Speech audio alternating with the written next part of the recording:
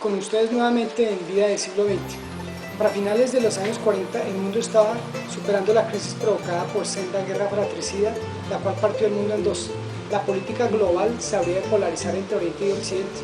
Colombia no era muy diferente, sin embargo pertenecemos a la cultura occidental. Para esas mismas épocas nuestro país tenía su propio drama, de todas formas conectado con los sucesos que afectaron el mundo entero. En esa década, en 1948, Colombia vivió una de las más trascendentales páginas de su historia.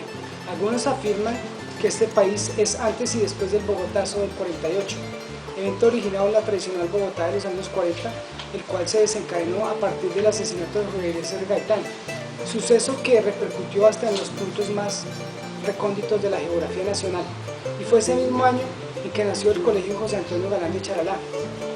Santander, esa misma tierra de donde salieron los comuneros 2 siglos antes. Muchas cosas pasaron aquí, en Charalá. Como efecto coincidencial del caos capitalino del 48 se fundó un colegio y se hizo con el nombre de un héroe y mártir, el más ilustre que estas tierras han producido. El 4 de junio de 1948, mediante resolución departamental, se oficializó para la región de Galán la institución educativa más importante en estas tierras. Inicialmente fue en una casa vieja, años después se trasladó a su actual sede campestre. Esto ocurrió en 1974. Para romper las cintas e inaugurar la nueva sede, acudió su principal promotor y gestor, quien en ese momento era el ministro de Educación. Se trataba nada menos que de Luis Carlos Galán Sarmiento.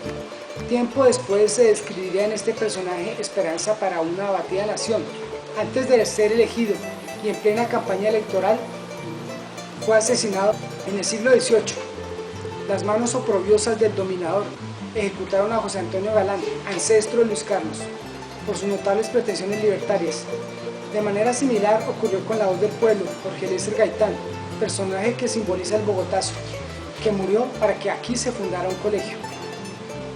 En nuestro país se perdió la oportunidad bella, grande y valerosa de probar una historia diferente, quizá mejor, no lo sabemos. Galán dijo: en el nombre de Dios, de mis mayores y de la libertad, ni un paso atrás, siempre adelante, y lo que ha de ser, que sea. Gaitán promulgó: el pueblo es superior a sus dirigentes y un pueblo unido jamás será vencido.